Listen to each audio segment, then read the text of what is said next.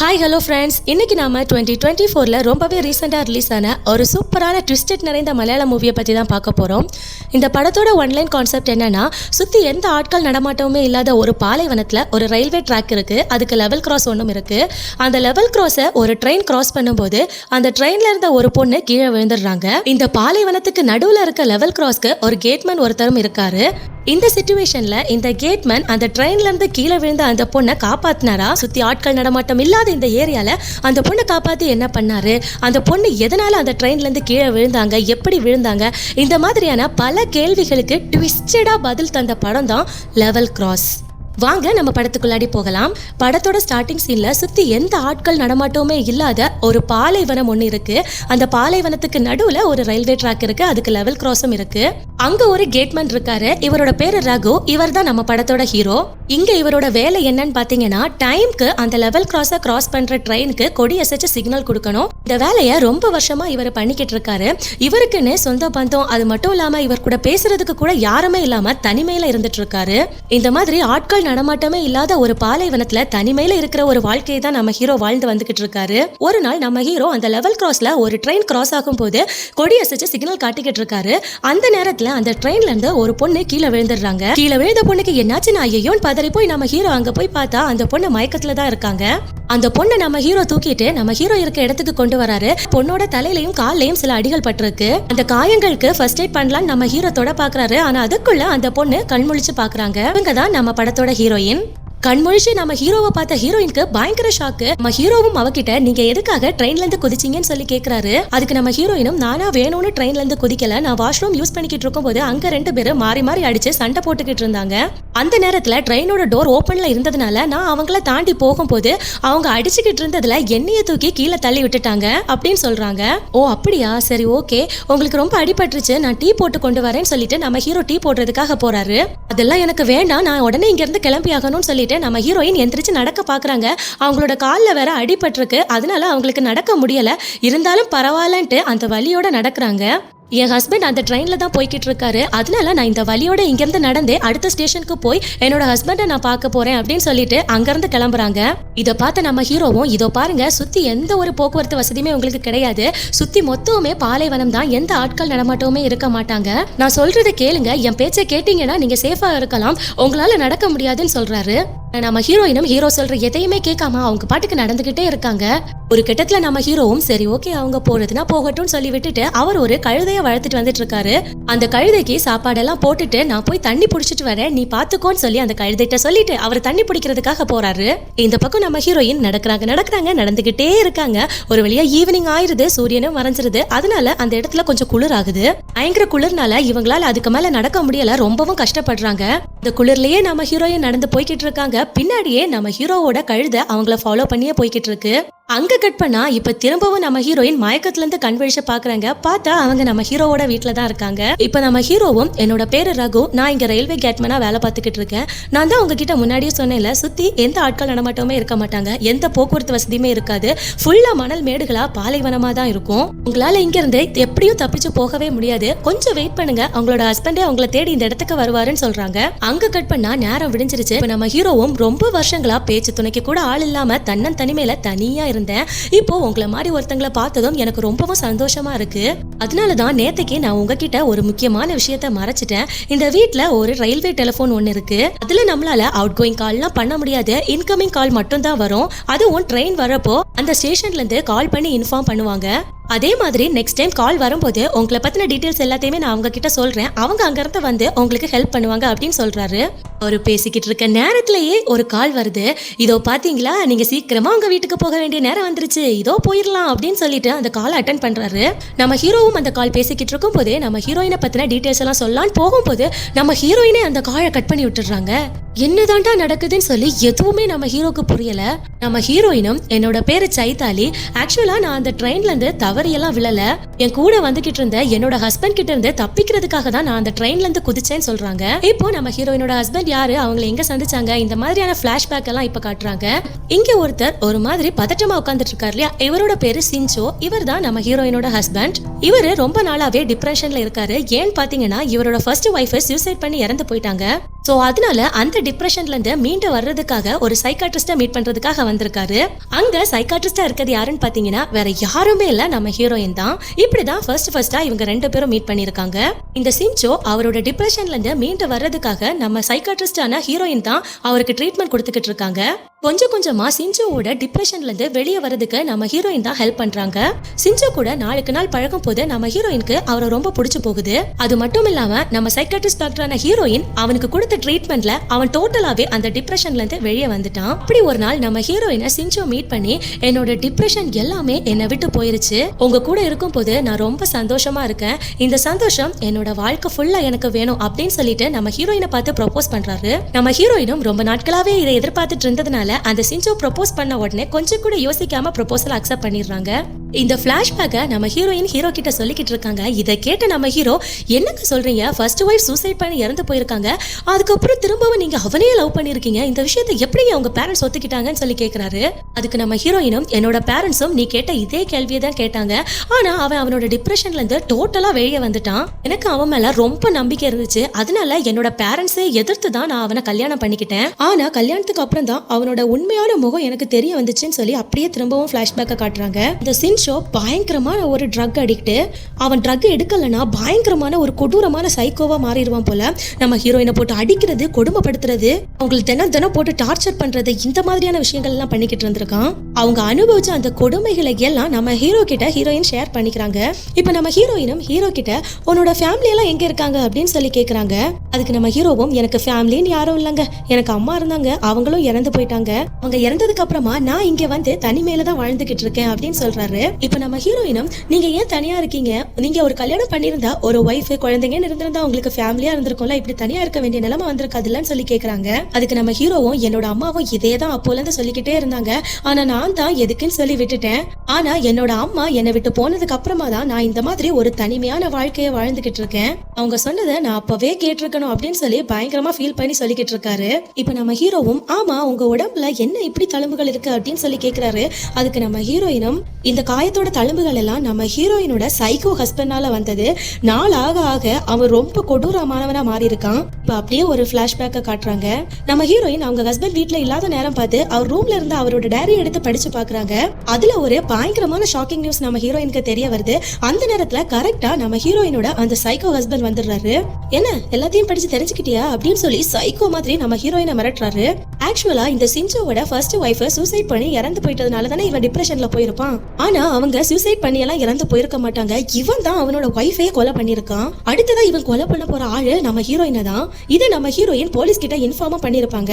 அதனால போலீஸ் வந்தா நம்ம மாட்டிப்போம்னு சொல்லிட்டு இந்த சைக்கோ ஹஸ்பண்ட் நம்ம ஹீரோயினை கூட்டிட்டு சும்மா போய்கிட்டு இருக்க ஒரு ட்ரெயின்ல ஏறி கொண்டு போய்கிட்டு இருந்திருக்கான். அப்படி அந்த ட்ரெயின்ல நம்ம ஹீரோயின் அவன் கூட வந்துகிட்டு இருக்கும் போது, இதுக்கு மேல இவன் கூட நம்ம இருந்தோம்னா கண்டிப்பா நம்மள கொலை பண்ணிடுவான்னு சொல்லிட்டு நம்ம ஹீரோயின் அந்த ட்ரெயின்ல இருந்து குதிச்சிருப்பாங்க. இந்த விஷயத்தையெல்லாம் நம்ம ஹீரோயின் ரொம்ப ஃபீல் பண்ணி கண் கலங்கி பேசிக்கிட்டு இருக்காங்க. இதை நம்ம ஹீரோவும் கேட்டு ஃபீல் பண்றாரு. அதுக்கப்புறமா நம்ம ஹீரோவும் அங்க ஒரு ட்ரெயின் கிராஸ் ஆக போகுது, அதுக்கு சிக்னல் காட்டுறதுக்காக வெளியே போயிடுறாரு. இங்க நம்ம ஹீரோயினும் வீட்டுல சமையல் வேலைகள் எல்லாம் பண்ணிக்கிட்டே அந்த வீடு ஃபுல்லா தூசி படிஞ்சிருக்கு, அதனால அந்த வீடை கொஞ்சம் கிளீன் பண்ணிக்கிட்டு இருக்காங்க. அப்படி கிளீன் பண்ணிக்கிட்டு இருக்கும் போது ஒரு சின்ன பாக்ஸ் ஒன்று தெரியாதனமா கீழே விழுந்துருது. அதை எடுத்து பாக்குறாங்க. பார்த்தா அதுக்குள்ளாடி நிறைய நியூஸ் பேப்பர் கட்டிங்ஸ் எல்லாம் இருக்கு. அந்த நியூஸ் பேப்பர் கட்டிங்ஸை எடுத்து பார்த்தா அதுல ஒரு நியூஸ் இருக்கு. என்னன்னா, ஒரே ஃபேமிலியை சேர்ந்த 4 பேர் கொடூரமான முறையில கொல்லப்பட்டிருக்காங்க. இந்த மாதிரி அந்த மர்டர் சம்பந்தமான நிறைய நியூஸ் பேப்பர் கட்டிங்ஸ் எல்லாம் இருக்கு. அது மட்டும் இல்லாம அந்த பாக்ஸ்ல ஒரு ஐடென்டி கார்டு ஒன்றும் இருக்கு. இதை எடுத்து பாக்குறாங்க. இப்பதாங்க ஒரு பங்கமான ட்விஸ்ட். என்னன்னு பாத்தீங்கன்னா, இந்த ஐடென்டி கார்டுல ரகுங்கிற பேர்ல இருக்கக்கூடிய ரயில்வே கேட்மேனோட போட்டோ வேற ஒரு ஆளா இருக்காரு. இதை பார்த்த நம்ம ஹீரோயினுக்கு பயங்கர ஷாக்கு. ஆக்சுவலா நம்ம ஹீரோ ரகுங்கிற வேற ஒருத்தரோட ஐடென்டிட்டியில இங்க ரயில்வே கேட்மேனா தனியா வாழ்ந்து வந்துகிட்டு இருக்காரு. இப்படி நம்ம ஹீரோ இந்த இடத்துல வந்து தலைமறைவான ஒரு வாழ்க்கையை வாழ்ந்துகிட்டு இருக்கிறதுக்கான ரீசன் என்னன்னா, உள்ள நம்ம ஹீரோயின் நியூஸ் பேப்பர்ல ஒரு விஷயத்த பார்த்தாங்க இல்லையா, ஒரே குடும்பத்தை சேர்ந்த 4 பேரை ஒருத்தன் கொடூரமா கொலை பண்ணான்னு. அந்த கொலைக்காரன் நம்ம ஹீரோவா கூட இருக்கலாம் அப்படின்னு சொல்லி நம்ம ஹீரோயின் யோசிக்கிறாங்க.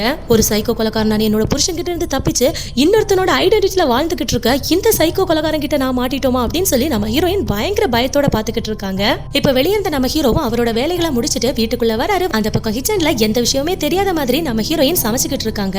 நம்ம ஹீரோவும் வீட்டுக்குள்ள வந்து அந்த கபோர்டுக்கு கீழே பார்த்தா நம்ம ஹீரோயின் எடுத்து பார்த்தாங்கல்ல ஐடென்டி கார்டு, அது அங்க மிஸ் பண்ணிட்டாங்க போல. அது கிடக்கு, அதை எடுத்து பாக்குறாரு. சோ இப்ப நம்ம ஹீரோயின் இந்த ஐடென்டி கார்டை பார்த்து அவங்களுக்கு எல்லா விஷயம் தெரிஞ்சு போச்சு அப்படிங்கிற விஷயத்த நம்ம ஹீரோ கண்டுபிடிச்சிட்டாரு.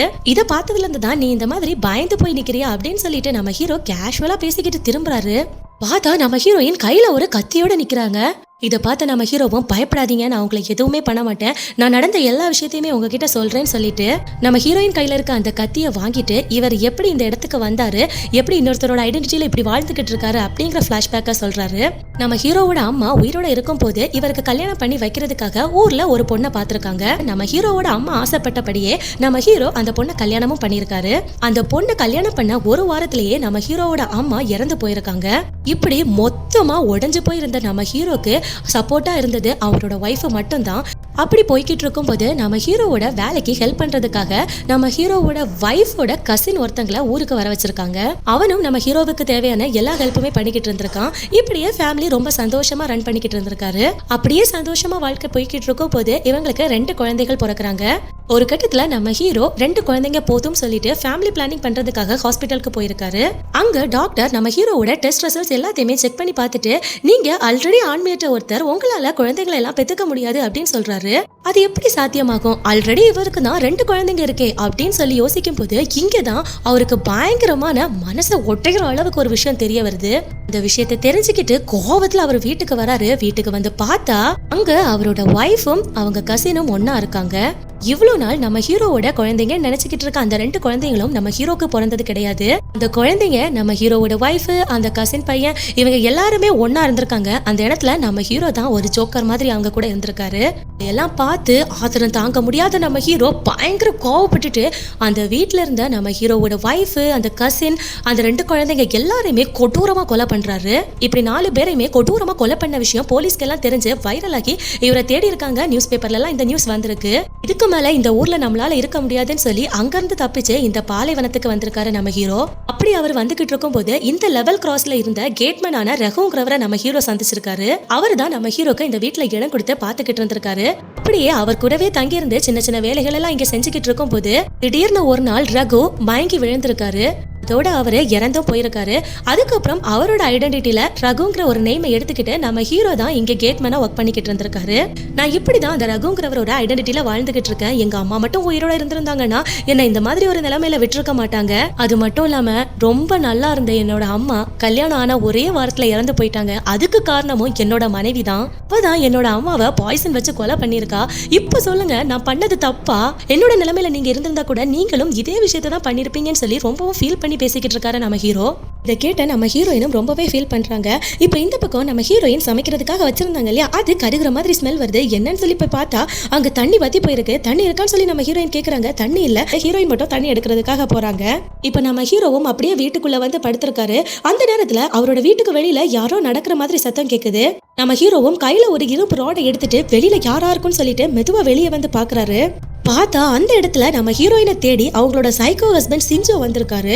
அவன் அங்க வந்து நம்ம ஹீரோ கிட்ட நேத்து இந்த பக்கம் ஒரு ட்ரெயின் போகும்போது யாராச்சும் அந்த ட்ரெயின்ல இருந்து எகிரி குதிச்சாங்களான்னு சொல்லி கேக்குறாரு. அந்த நபர் என் கூட வந்தவங்க, அவங்கள தேடி தான் நான் இந்த பக்கம் வந்திருக்கேன்னு சொல்றாரு. அதுக்கு நம்ம ஹீரோவும் அந்த மாதிரி எல்லாம் யாரையுமே நான் பார்க்கல, இங்க எந்த பொண்ணும் வரல அப்படின்னு சொல்லிட்டு நம்ம ஹீரோ சொல்றாரு. இதை கேட்ட அந்த சைக்கோ ஹஸ்பண்டும் நான் இங்க வந்தது ஆனா பொண்ணான்னு சொல்லவே இல்லையே, ஆனா நீ எப்படி கரெக்டா பொண்ணுன்னு சொல்ற? இதை கேட்டதும் நம்ம ஹீரோ மேல சிஞ்சோக்கு பயங்கர சந்தேகம் வருது. இதோ பாரு, அவ என்னோட ஒய்ஃப், நான் அவளை தேடிதான் இந்த இடத்துக்கு வந்திருக்கேன், ஒழுங்கா உனக்கு தெரிஞ்சா சொல்லுன்னு சொல்லிட்டு அந்த இடத்துல நம்ம ஹீரோக்கும் சிஞ்சோக்கும் பயங்கரமா சண்டை நடக்குது. இப்ப நம்ம ஹீரோவும் நான் தான் சொல்றேன்ல அந்த மாதிரி யாரையுமே நான் பார்க்கலன்னு சொல்றாரு. அந்த சிஞ்சோவும் இதுக்கப்புறம் நான் அவளை எங்க போய் தேடுறது, அவளோட ட்ரீட்மெண்ட்டுக்காக தான் நான் அவளை இந்த ட்ரெயின்ல கூட்டிட்டு போய்கிட்டு இருந்தேன், அதனால அது பிடிக்காம தான் அவ ட்ரெயின்ல இருந்து குதிச்சிட்டா. இந்த மாதிரி நம்ம ஹீரோயின் தான் மென்டலி அஃபெக்ட் ஆன மாதிரி இந்த சிஞ்சோ பேசிக்கிட்டு இருக்கான். நம்ம ஹீரோக்கு எதுவுமே புரியல. என்ன அவங்க நார்மலா தானே இருக்காங்க, அவங்களுக்கு என்ன பிரச்சனை அப்படின்னு சொல்லி கேட்கிறாரு. அதுக்கு அவனும் இல்ல, அவ நார்மலான மனுஷியே கிடையாது. அப்படியே ஒரு பிளாஷ்பேக்கை காட்டுறாங்க. ஆக்சுவலா நம்ம ஹீரோயின் ஹீரோ கிட்ட அவங்களோட பிளாஷ்பேக்கை சொல்லும் போது நம்ம ஹீரோயின் ஒரு சைக்காட்ரிஸ்ட் டாக்டராகவும் அவங்க கிட்ட ட்ரீட்மெண்ட் எடுக்கிறதுக்காக டிப்ரெஷன்ல இருந்து இந்த சிஞ்சோ வந்ததாகவும் சொல்லியிருப்பாங்க இல்லையா. ஆனா இப்போ இந்த சிஞ்சு சொல்ற பிளாஷ்பேக் படி பாத்தீங்கன்னா நம்ம ஹீரோயின் தான் பயங்கரமா பாதிக்கப்பட்டு பயங்கர ஒரு டிப்ரெஷன்ல இருந்திருக்காங்க. ட்ரீட்மெண்ட்டுக்காக அவங்க பார்க்க போன டாக்டர் தான் இந்த சைக்காட்ரிஸ்ட் சிஞ்சு. இந்த விஷயங்கள் எல்லாத்தையும் டோட்டலாவே மாத்தி நம்ம ஹீரோயின் ஹீரோ கிட்ட சொல்லியிருக்காங்க. இப்போ நம்ம சிஞ்சு சொல்ற அந்த பிளாஷ்பேக் படி நம்ம ஹீரோயின் பயங்கர டிப்ரெஷன்ல இருந்து அதுல இருந்து வெளிவரதுக்காக நம்ம சிஞ்சு ஹெல்ப் பண்ணிருக்காரு. கடைசியில நம்ம ஹீரோயின் அந்த டிப்ரெஷன்ல இருந்து வெளியில வந்து ரொம்ப சந்தோஷமா இருந்திருக்காங்க. இப்போ சந்தோஷமா இருக்கிறதுக்கு காரணம் நீங்க என் கூட இருந்ததுனாலதான். இந்த சந்தோஷம் எனக்கு வாழ்க்கை ஃபுல்லா வேணும், நீங்க என் கூட இருந்தா நல்லா இருக்கும்னு சொல்லி நம்ம ஹீரோயின் தான் சிஞ்சு கிட்ட ப்ரப்போஸ் பண்ணிருக்காங்க. அதுக்கப்புறம் தான் டாக்டர் சிஞ்சுவை நம்ம ஹீரோயின் கல்யாணம் பண்ணியிருக்காங்க. ஹீரோயின் பயங்கரமான ஒரு ட்ரக் அடிக்ட். அந்த ட்ரக்ஸ் அவங்க எடுத்துக்கலனா பயங்கர கொடூரமான ஒரு ஆளா மாறிடுவாங்க. இந்த மாதிரி பிளாஷ்பேக்கை சொல்லி முடிச்ச சிஞ்சு நம்ம ஹீரோ கிட்ட அவளை பொறுத்த வரைக்கும் நான் அவளை கூட்டிட்டு போய் கொலை பண்ண போறதா அவன் நினைச்சுக்கிட்டு இருக்கா. ஆனா அவளுக்கு இப்போ ட்ரீட்மெண்ட் கண்டிப்பா தேவை. அதுக்காக தான் நான் அவளை நேற்றுக்கு ட்ரெயின்ல கூட்டிட்டு போயிட்டு இருந்தேன். தயவு செஞ்சு அவளை பத்தி ஏதாவது தகவல் தெரிஞ்சுன்னா என்கிட்ட சொல்லிருங்க. அவ புது ஆட்கள் கிட்ட ரொம்ப நல்லா தான் பேசுவா. நான் அவளை கொலை பண்ண பாக்குறதா நிறைய ஸ்டோரி எல்லாம் சொல்லுவா. ஆனா அது எதையுமே நம்பாதீங்க, நான் சொல்றது மட்டும்தான் உண்மை. நீங்க அவளுக்கு ஹெல்ப் பண்றதா நினைச்சு என்கிட்ட அவளை பத்தி சொல்லாம மறைச்சிட்டீங்கன்னா ஒரு கட்டத்துல உங்களோட உயிருக்கே கூட ஆபத்து வரலாம். ப்ளீஸ் தயவு செஞ்சு அவளை பத்தி தெரிஞ்சதை சொல்லுங்கன்னு சொல்லி கேக்குறாரு. ஆனா நம்ம ஹீரோ பயங்கர கன்ஃபியூஸ்ல இருக்காரு. நம்ம ஹீரோக்கு இவன் சொல்றதை நம்புறதா இல்ல ஹீரோயின் சொல்றதை நம்புறதான்னு பயங்கர குழப்பமா இருக்கு. நம்ம ஹீரோவும் கடைசியில எனக்கு எதுவும் தெரியாதுன்னு சொல்லிட்டு ஒரு மாதிரி டிஸ்டர்பா வீட்டுக்குள்ள வந்து அமைதியா உட்காந்துக்கிட்டு இருக்கான். அந்த நேரத்துல சிஞ்சு வீட்டுக்குள்ள வந்துடுறாரு. அங்க நம்ம ஹீரோயினோட ட்ரெயின்ல இருந்து குதிக்கும் போது ஒரு ட்ரெஸ் போட்டிருந்தாங்களே, அந்த ட்ரெஸ் இருக்கிறத பாக்குறாரு. இதை பார்த்து நம்ம சிஞ்சுவும் இது என்னோட ஒய்ஃபோட ட்ரெஸ் ஆச்சு, இது இங்க வந்திருக்கு, அப்போ அவன் நேற்றுக்கு நைட் இங்க வந்திருக்கா, சொல்றா என்னடா என் பொண்டாட்டிய பண்ண அப்படின்னு சொல்லிட்டு அவரை பிடிச்சி அடிச்சு கேட்கிறாரு. அப்ப நம்ம ஹீரோவும் அங்க இருந்த ஒரு இரும்பு ராடை எடுத்து நம்ம சிஞ்சுவோட கால்ல ஒரே அடி அடிக்கிறாரு. சிஞ்சுவும் அவனோட காலை பிடிச்சிக்கிட்டே ஷீகான்னு சொல்லி ஒரு பேரை சொல்லி கூப்பிடுறாரு. நம்ம ஹீரோவும் எந்திரிச்சு நீ என்ன பேரு சொல்லி கூப்பிட்ட அப்படின்னு சொல்லி கேக்குறாரு. ஷீகா, அதான் அவளோட உண்மையான பேரு அப்படின்னு அந்த சிஞ்சோ சொல்றான். அப்படியா, ஆனா அவளோட பேரு சைத்தாலின்னு என்கிட்ட சொன்னாலேன்னு சொல்லி நம்ம ஹீரோ கேட்கும் போது அப்படியா, ஆக்சுவலா அந்த சைத்தாலிங்கிறது அவ கொலை பண்ணிட்டு வந்த வார்டனோட பேருன்னு சிஞ்சோ சொன்னதும் நம்ம ஹீரோக்கு பயங்கர ஷாக் ஆகுது. இந்த பக்கத்துல அந்த ஆள் நடமாட்டம் இல்லாத ஒரு கிராமத்துக்கு தண்ணி பிடிச்சிட்டு வரதுக்காக நம்ம ஹீரோயின் போயிருக்காங்க இல்லையா. அப்ப நம்ம ஹீரோயினுக்கு பின்னாடி யாரோ வர்ற மாதிரி சத்தம் கேக்குது. திரும்பி பார்த்தா அங்க நம்ம ஹீரோ வந்து நிக்கிறாரு. நம்ம ஹீரோயினை பார்த்து உன்னோட பேரு ஷீகாவான்னு சொல்லி கேக்குறாரு. இப்ப நம்ம ஹீரோயினுக்கு புரிஞ்சு போச்சு அவங்களோட சைக்கோ ஹஸ்பண்ட் சிஞ்சு அங்க வந்திருக்கான்னு. அவன் அங்க வந்திருக்கானா, அவன் சொல்ற எதையும் நம்பாத. நான் ஷீகா கிடையாது, என்னோட பேரு சைத்தாலி. ஷீகாங்கிறது அவனோட ஃபர்ஸ்ட் ஒய்ஃபோட பேரு. அவ செத்து போனதுக்கு அப்புறமா என்ன அவன் ஷீகான்னு நினைச்சுக்கிட்டு இருக்கான். ப்ளீஸ் அவன் சொல்ற எதையுமே நம்பாதன்னு சொல்லி நம்ம ஹீரோயின் சொல்றாங்க. இப்ப நம்ம ஹீரோவும் ரெண்டு பேரும் என்னென்னமோ சொல்றீங்க, எனக்கு யார் சொல்றத நம்புறதுனே தெரியலன்னு சொல்லி பயங்கரமா பிரேக் ஆகி பேசிக்கிட்டு இருக்காரு. சரி நீ சொல்றத நம்ப வேண்டாம், கண்டிப்பா அவன் என்ன கூட்டிட்டு போய் கொலைதான் பண்ண போறான் அப்படின்னு சொல்லிட்டு நம்ம ஹீரோயின் அங்க இருந்து மெதுவா நடந்து போறாங்க. இப்ப இந்த விஷயத்த பாத்துக்கிட்டு இருக்க நமக்கே பயங்கர கன்ஃபியூஷனா இருக்கு. இதுல யார்டா சைக்கோன்ட்டு, நம்ம ஹீரோயின் சைக்கோவா இல்ல அந்த சிஞ்சோ சைக்கோவான்னு. சரி வாங்க கதையை கண்டினியூ பண்ணி பார்ப்போம். இப்ப நம்ம ஹீரோயினும் அந்த வீட்டு பக்கத்துல வந்துடுறாங்க. அங்க வாசல்லையே அந்த சிஞ்சோ கையில ஒரு இரும்பு ராடை வச்சுட்டு உட்கார்ந்துகிட்டு இருக்கான். என்ன ஏன் இப்படி அலைய விடுற, வா நம்ம வீட்டுக்கு போலாம் ஷீகா அப்படின்னு சொல்லி நம்ம சிஞ்சோ கூப்பிடுறாரு. நம்ம ஹீரோயின் பயங்கரமா கோவப்பட்டு தயவு செஞ்சு அந்த பேரை வச்சு நீ என்ன கூப்பிடுறது, அது உன் செத்து போன மொத பொண்டாட்டியோட பேரு, இனிமே அந்த பேரை சொல்லி என்ன கூப்பிடாதேன்னு சொல்லி சொல்றாங்க. சரி ஓகே ஓகே வா நம்ம வீட்டுக்கு போலாம்னு சொல்லி சிஞ்சோ கூப்பிடுறாரு. நம்ம ஹீரோயினை அவன் வலுக்கட்டாயமா இழுத்துட்டு அங்க இருந்து போறான். இதை பார்த்துட்டு இருந்த நம்ம ஹீரோ சிஞ்சோ கிட்ட சைத்தாலிய இங்கேயே என் கூடவே விட்டுட்டு போயிரு, எப்படியும் நீ அவளை கூட்டிட்டு போய் கொலைதானே பண்ண போற, அதுக்கு அவ என் கூட இருக்கட்டும், நாங்க சந்தோஷமா புது வாழ்க்கையை ஆரம்பிக்கிறோம். இந்த மாதிரி எமோஷனலா நம்ம ஹீரோ பேசிக்கிட்டு இருக்காரு. டே உனக்கு என்னடா பைத்தியம் பிடிச்சிருக்கா அப்படின்னு சொல்லி சிஞ்சோ சொல்லிக்கிட்டு இருக்கும் போது டக்குன்னு அவனோட மண்டையிலேயே ஒரு இரும்பு ராடு வந்து விழுது. என்னன்னு பார்த்தா நம்ம ஹீரோயின் தான் சிஞ்சோவை அந்த இரும்பு ராடால தாக்குறாங்க. அவ்வளவுதான், அவன் அந்த இடத்துலயே கீழே விழுந்துடுறான். இந்த பாடியை நான் டிஸ்போஸ் பண்ணிக்கிறேன், நீ அங்க போயிரு அப்படின்னு சொல்லிட்டு அவனோட பாடியை டிஸ்போஸ் பண்றதுக்காக அவனோட பர்ஸ் எல்லாம் எடுத்து பாக்குறாரு. அதுக்குள்ள ஒரு மெடிக்கல் பிரிஸ்கிரிப்ஷன் ஒன்னு இருக்கு. அதை எடுத்து பார்த்தா ஒரு பயங்கரமான ட்விஸ்ட் என்னன்னா, அந்த மெடிக்கல் பிரிஸ்கிரிப்ஷன்ல டாக்டரோட நேம் என்ன போட்டிருக்குன்னா டாக்டர் சிஞ்சோன்னு போட்டிருக்கு. அதுக்கு கீழே பேஷண்ட் நேம் ஷிகான் போட்டிருக்கு. பின்னாடியே நம்ம ஹீரோயின் வந்து நிக்கிறாங்க. இத பார்த்துட்டு நம்ம ஹீரோவும் சைத்தாலின்னு சொல்லிட்டு பின்னாடி திரும்புறாரு. நம்ம ஹீரோயினும் அவங்க கையில ஒரு மண்வெட்டியோட சைத்தாலி இல்லடா ஷீகா அப்படின்னு சொல்லிட்டு நம்ம ஹீரோவோட மண்டையிலேயே ஒரே வெட்டு. ஆக்சுவலா உண்மையிலேயே மென்டலி டிஸ்டர்ப்டா இருந்தது நம்ம ஹீரோயின் தான்.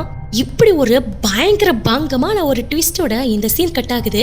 அடுத்த சீன்ல ரொம்ப கேஷுவலா அந்த பாலைவனத்துக்கு நடுவுல இருக்க லெவல் கிராஸுக்கு வீட்டுக்குள்ள இருந்து ரயில்வே கேட்மேனோட யூனிஃபார்ம் எல்லாம் போட்டுட்டு வெளியே வர போறது நம்ம ஹீரோயினா தான் இருக்கும்னு சொல்லி நம்ம எல்லாரும் எதிர்பார்த்து பார்த்துக்கிட்டு இருப்போம். ஆனா உங்களுக்கு ஒரு ட்விஸ்ட் என்னன்னு பார்த்தா அந்த யூனிஃபார்மை போட்டுட்டு வெளியே வர்றது நம்ம ஹீரோ தான். நம்ம ஹீரோ தலையில ஒரு கெட்ட போட்டுட்டு யூனிஃபார்ம் எல்லாம் போட்டுட்டு வெளியே வந்து நிக்கிறாரு. ஆக்சுவலா நம்ம ஹீரோயினை கொலை பண்ணிருக்காரு போல. கடைசியா இவர் எப்பவும் போல அந்த ஆள் இல்லாத இடத்துல தனிமையில அந்த லெவல் கிராஸ்ல நிக்கிறாரு. இதோட பட முடியும்னு நினைப்பீங்க, ஆனா பட முடியல. இன்னும் ஒரு பயங்கரமான ஒரு ட்விஸ்ட் வச்சிருக்காங்க. அந்த ட்விஸ்ட் என்னன்னு பாப்போமா? ஆக்சுவலா நம்ம ஹீரோவோட ஒய்ஃபும் கசினும் நம்ம ஹீரோவை ஏமாத்தினால தானே அவங்க 4 பேரையும் கொடூரமா கொலை பண்ணி கொண்டிருப்பாரு. ஆனா அவங்க 2 பேரும் உண்மையிலே ஹஸ்பண்ட் அண்ட் ஒய்ஃப். நம்ம ஹீரோ தான் இந்த இடத்துல சைக்கோவா இருந்திருக்காரு. இவர் தான் உண்மையிலே ஒரு சைக்கோவா இருந்து கிராமத்துல இருந்த அந்த அப்பாவி குடும்பத்தையும் கொலை பண்ணிட்டு எதுவுமே தெரியாத ஒரு நல்லவன் மாதிரி இந்த பாலைவனத்துக்கு வந்து இங்க இருந்த அந்த கேட்மேனான ரகுவையும் கொன்னுட்டு அவரோட ஐடென்டிட்டியில இங்க இவன் தனிமையான ஒரு வாழ்க்கையை வாழ்ந்துகிட்டு இருக்கான். இதோட படத்தையும் முடிக்கிறாங்க. எப்படி படம் ஃபுல்லாவே ட்விஸ்டடா இருந்துச்சா? இந்த மூவி உங்களுக்கு பிடிச்சிருந்தனா மறக்காம இந்த மூவி எப்படி இருந்துன்னு கமெண்ட் செக்ஷன்ல கமெண்ட் பண்ணுங்க. மேலும் வேற ஒரு இன்ட்ரெஸ்டிங்கான மூவில உங்களை சந்திக்கிறேன். தேங்க்யூ, பாய்.